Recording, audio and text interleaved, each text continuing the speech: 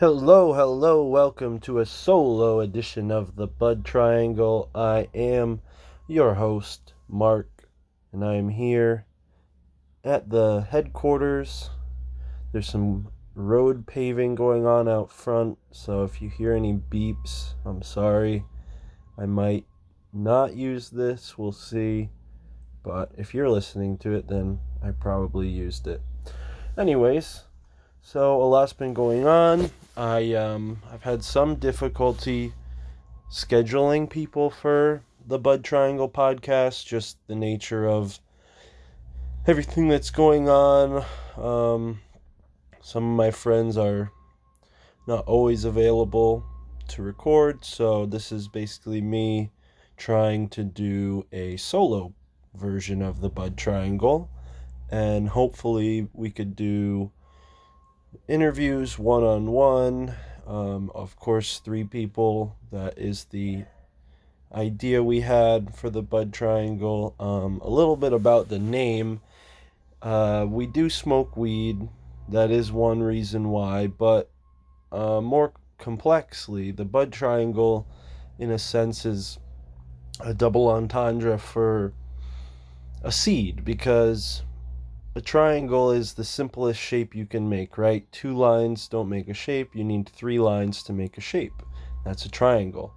So a seed is the first form of a plant, and this podcast is the first shape or form of me attempting to make a podcast.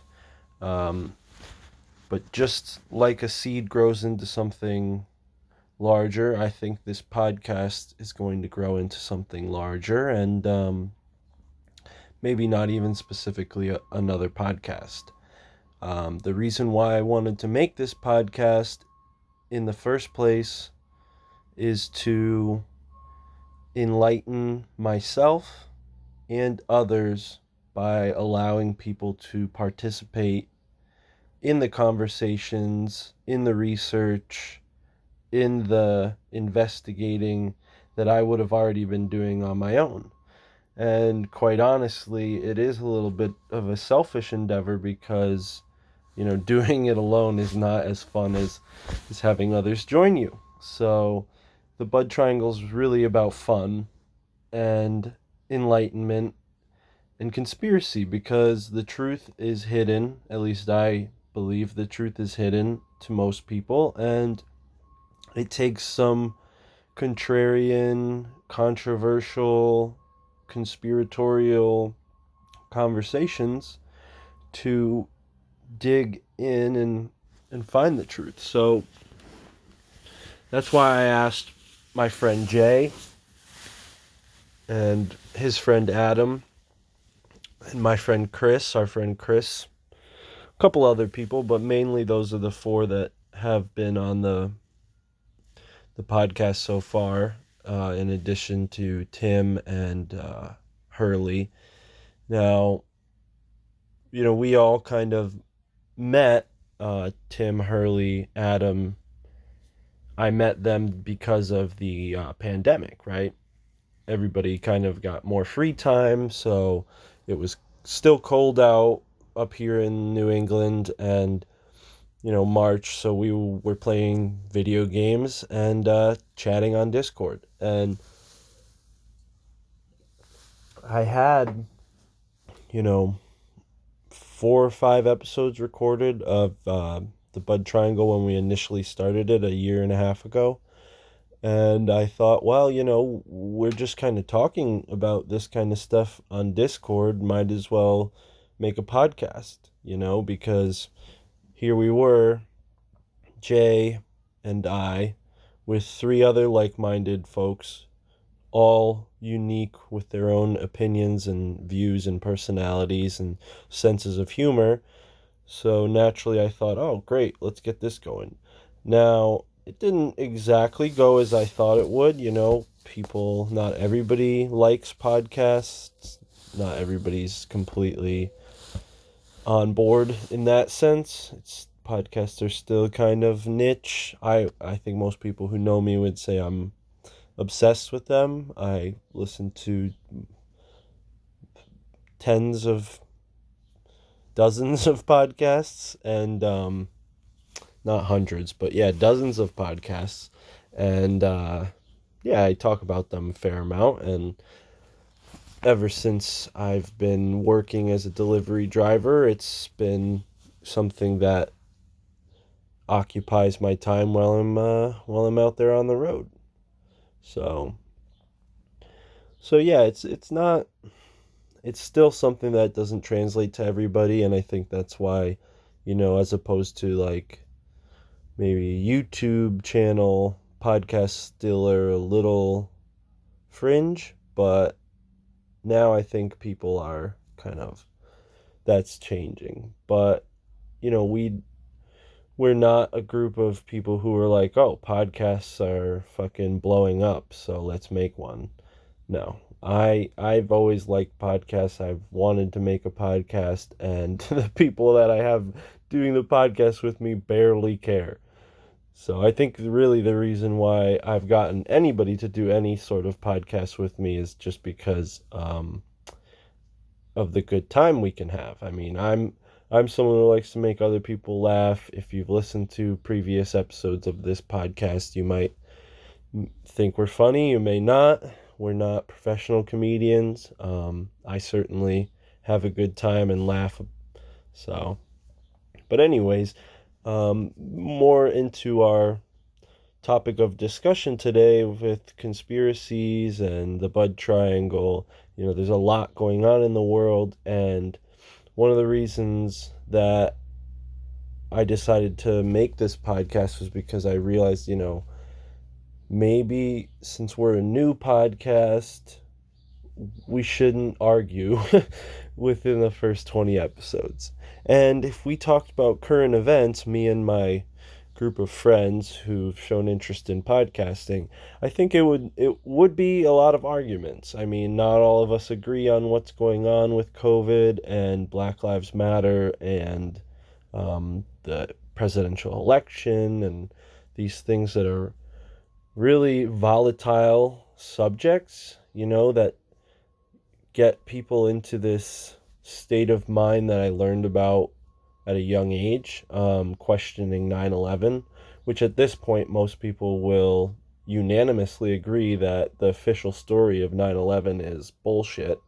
But I remember a time when it was not the case, and people would look at you like you were a terrorist if you even dared mention that 9/11 wasn't perpetrated by Al-Qaeda. So, right now, talking about COVID hoax, talking about COVID, if it's real, whether or not it's a hoax or it's real, I have my opinions. Anybody who knows me can go to my Instagram and most likely figure out what I think about it. But, just arguing with my friends, and I think it wouldn't be the best idea to get a podcast going. I don't know. Some people might disagree and think that, they might like listening to a debate.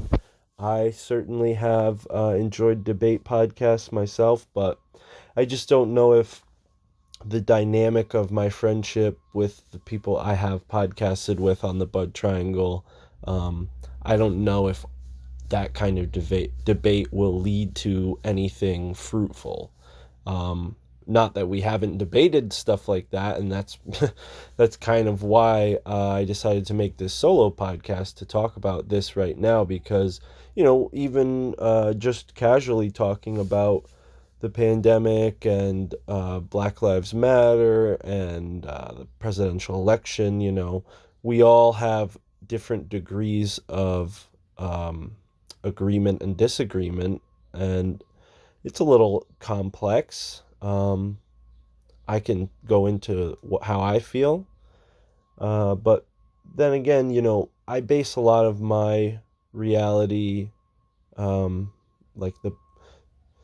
base a lot of my opinions on reality based off of my intuition. So I'm okay with the idea that I might be wrong. So if you don't like listening to a podcast where the person talking is fallible, then I understand if you would not like to listen to this part. But yeah, in my opinion, from what I've seen, it just seems like one big hoax. It seems like Black Lives Matter is a political movement that does not support the black community. Rather, it exploits the black community. Frankly, the players around this scene are all people who have done this in the past. People in both Republican and Democratic political affiliations have used the black community against themselves. And what do I mean by that? I'm not a black person, so I can't speak for black community, people in the black community, but from the allies, the friends, the acquaintances I've made, I live in a state that is very diverse. The part of the state that I live in, there's people of all different races and ethnicities. So I've never been a stranger to anyone, really. My whole life I've had friends of all different backgrounds. So, just from knowing, black people and knowing the way they feel about their experience, or at least what they've shared with me, I can say that certain politicians like Joe Biden do not have the black community's best interests in mind. So, without going into details too further, I mean, there are podcasts you can listen to if you want more details on why I would think this way. The Propaganda Report is a great podcast if you want to find out more about the corruption and the lies that these politicians are involved with on both sides of the aisles. The Propaganda Report is a great podcast to listen to. Tinfoil Hat, of course, which I have been on a couple times. It's probably the only reason why you found this podcast, hopefully. But also we have The Conspiracy Farm and the Higher Size Chat Show, not always political, but when they do have a political topic for debate, they knock it out of the park. And actually, if you guys do want to listen to a really, really, really educational episode about Black Lives Matter by a black man who, has a black woman who has a professor of law at Washington College. This is Angela J. Davis, and she was just on the Higher Side Chats. So, if you want a little bit more insight into some of the deceptions that the black community faces when they try to take themselves out of this system of oppression that they unwittingly were born into. Sorry, excuse me. I mean, my taste in a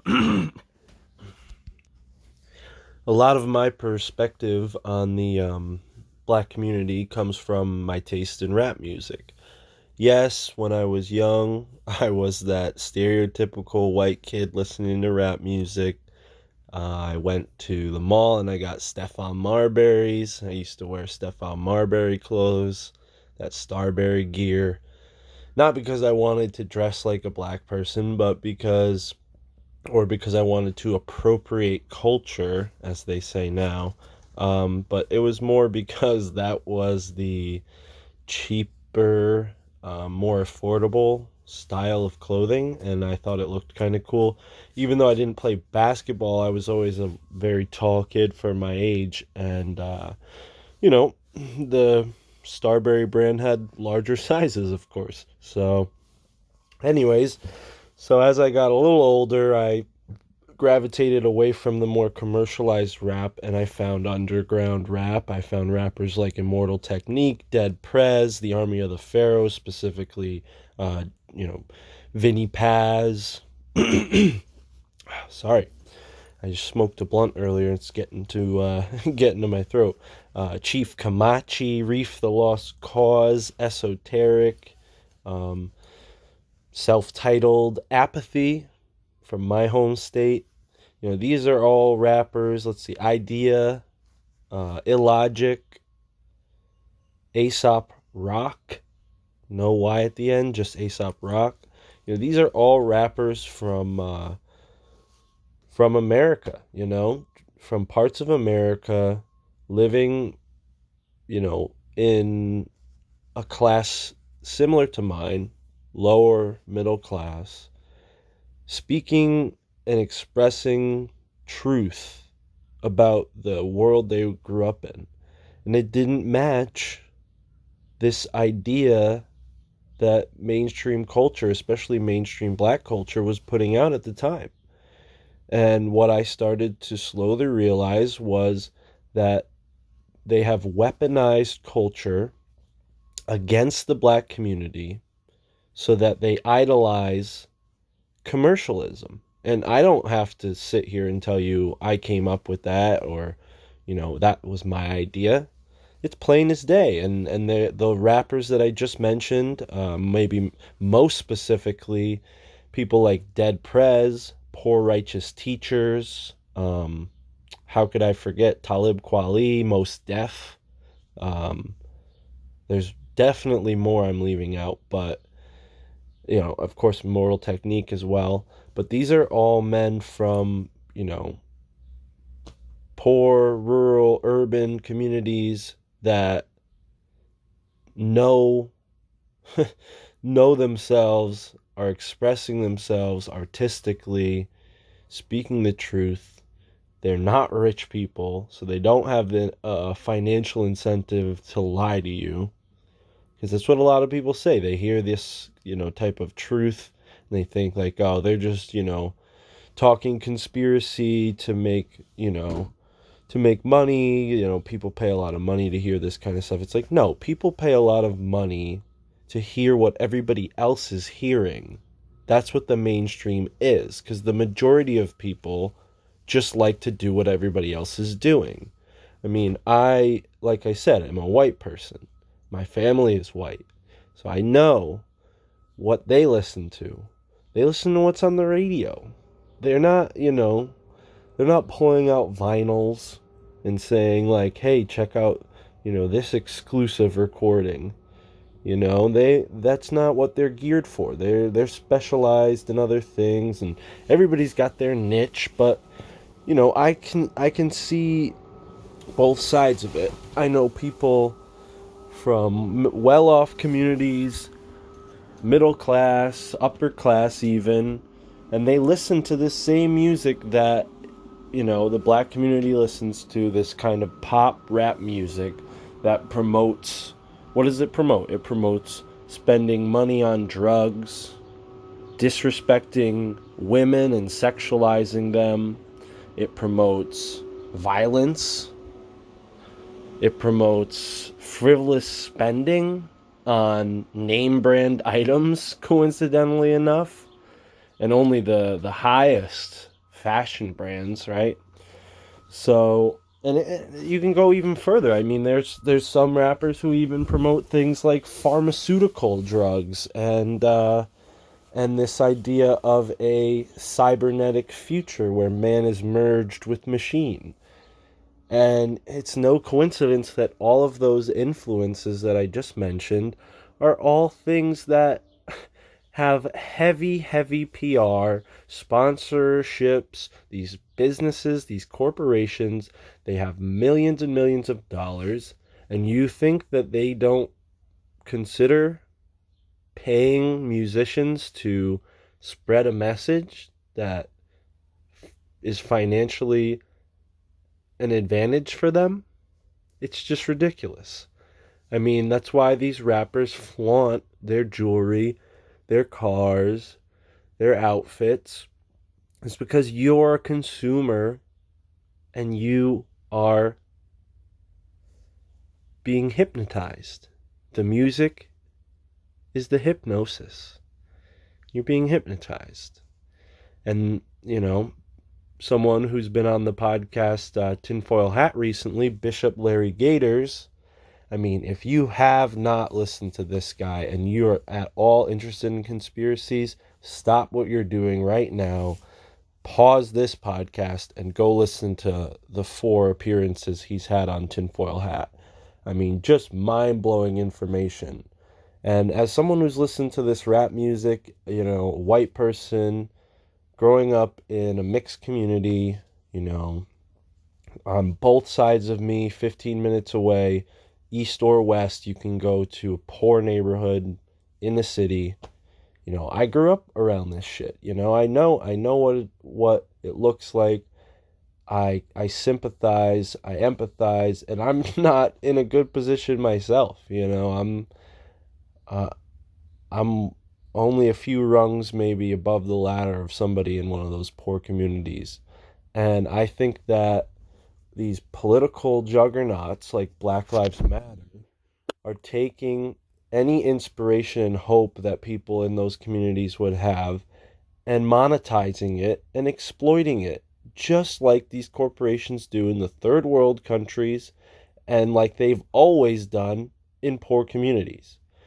And I'm not going to go out and protest about it because I'm white. I mean,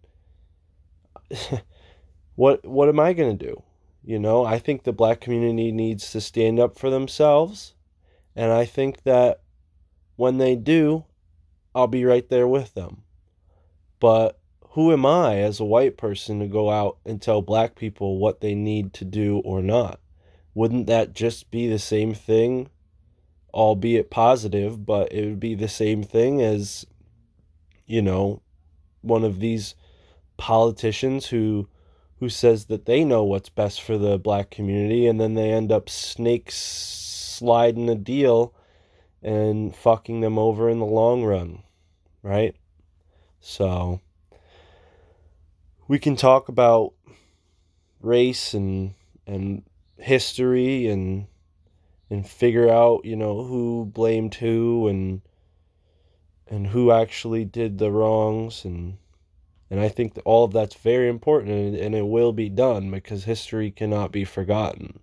But at the same time, we need to be able to turn the other cheek, look at each other in the eye and say we're all human beings, we're all equal, and we can all move on from this oppression economy that we have, where corporations incentivize politicians to create laws that oppress the common people who work for these corporations. And at the same time, paying money into a media system that influences us to think that it's all racism.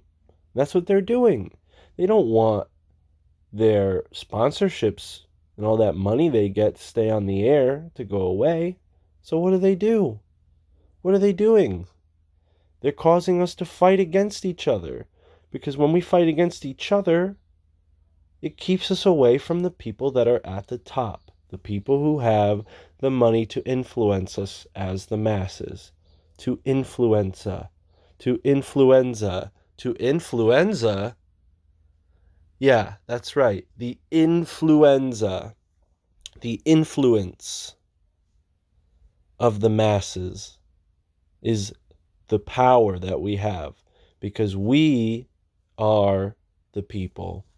We are the 99%, and they are the 1%. So yeah, I know I just said influenza. What do I mean by that? Why is that important all of a sudden? Well, we talked about COVID. We're getting controversial again here, folks. Influenza, the flu. That's all it is. COVID is a research drug. It was a research drug. Do you know what a research drug is? Don't Google it. Use DuckDuckGo. But don't Google it.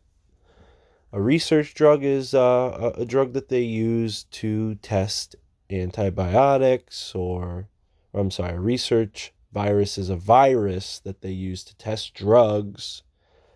They test antibiotics, pharmaceuticals, and such, right? Vaccines. So, evidently, from all I've heard, COVID-19, the physical strain, right, is a research drug, and it wasn't supposed to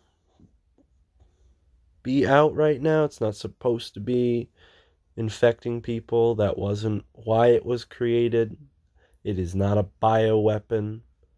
But my fear is that because it is a minimally dangerous minimally dangerous virus that's being overhyped, eventually there will be enough suspicion that people will begin to say, the media lied to us. We cannot trust you anymore. We cannot trust the doctors. We cannot trust the health providers. And then what will happen? Then they'll release the real bioweapon. Why are they going to do it then? Because all the people who had that urge to go against the grain, be contrarian, to be suspicious, to question things, to think twice, all natural human things. No, all those people will become demonized, and only the obedient ones who were following the rules will survive. Look at what's happening. We have sponsored protests where people who weeks earlier were protesting COVID and being demonized were now forgotten because Black Lives matters more than COVID. And I agree. I think that, privatized prisons, the drug war, those are all things that we need to defund. And I think police, once they have those incentives gone, can go back to needing less military equipment, hence defund the police. But defunding the police doesn't mean making the drug war larger. It doesn't mean making more Patriot Act like laws. It doesn't mean putting cameras and drones on every street corner. But that's what this is all leading to. And back to COVID, with the vaccines and the implants, the RNA implants, how do we know that they're not going to use all these things we've just talked about to manipulate a political coup against Donald Trump? How do we know that Donald Trump isn't behind some of this stuff? What is really going on? I don't really know. If you ask me, I would say that COVID isn't a deadly virus, but it was like a first wave. They put it out there as a feeler to see how everybody reacts. Once people realize that not a lot of people are dying and they start protesting against all the economic chicanery that just went on, because that's what just happened. All these corporations are getting bailed out and all this bullshit while the small businesses are dying, and the libertarians, the patriots are standing up and we're saying, why is this happening? What happened to small town America? Why is Walmart allowed to stay open, but my family's hardware store is banned? So we have this, then we have the protests with the agent provocateurs, we have statues being torn down, police brutality being put into the spotlight with racial motivations, of course, with the idea that police are racists, which I think, is absolutely true. But police are human beings just like you and I, and they can be taught differently. And it's the structure that they were raised into, the structure they were trained into, that caused that type of dynamic where police become brutal and racist. It's not just the nature of police. I think we can think of a better way of doing it, but it starts with getting real representation in poor communities, people who actually represent the people. Starts with getting all these drugs, crack, heroin, the synthetic marijuana, all this bullshit, opioids, fentanyl, get it out, stop trafficking it into the country. CIA, DEA, get that shit out of here. Start incentivizing people to have a mother and father when they raise a child instead of incentivizing single motherhood. There's a lot that needs to be worked on, and I don't think that just eliminating police is the correct solution. The only thing eliminating police would be good for is if you were trying to create a robotic police force, and that's exactly what they're going to do in Minneapolis. They'll probably do the same thing in Chaz once Chaz gets destroyed and they have a serial, crime spree or whatever goes on. And it's just, we need to be aware, folks. We need to come together. And I know I'm just kind of rambling and ranting here, but, be aware that they're playing a game with us. They're playing a game with the sheeple. Above that is another level. They're playing a game with the skeptics. Then above that is another level. They're playing a game with the conspiracy theorists. So you gotta be careful, folks, because it's obvious the sheep are all following somebody right now. The skeptics don't know who to trust, and the conspiracy theorists think we have it all figured out. But we cannot come to, jump to conclusions too soon. We need to be very careful not to tell people not to be afraid of COVID just in case there is another wave and then they do release a bioweapon that is dangerous. I don't wear a mask unless I have to, unless I'm in a grocery store or another store that requires me to wear one. I don't wear one at work when I am required to, but I choose not to. There are certain times at work where I have to wear the mask, but I keep my nose out. So I'm not somebody who's cool with the mask, but at the same time, I'm afraid that if this thing doesn't do politically what it's supposed to do for these controlling elite, then maybe they will release a bioweapon just to rub it in the conspiracy theorist's face. Maybe they will. I mean, they are the depopulators. And I know if you don't agree with what I just said, you probably have a lot to say. So hit me up at Instagram, Wayward Intellect, and we can DM all you want. Thanks for listening, folks. I will release this episode and we'll see what happens. Maybe we'll do more solo podcasts. Maybe we'll get somebody on soon. But go listen to Sam Tripoli's new podcast called Zero. He actually helped me out recently by asking me to help him out.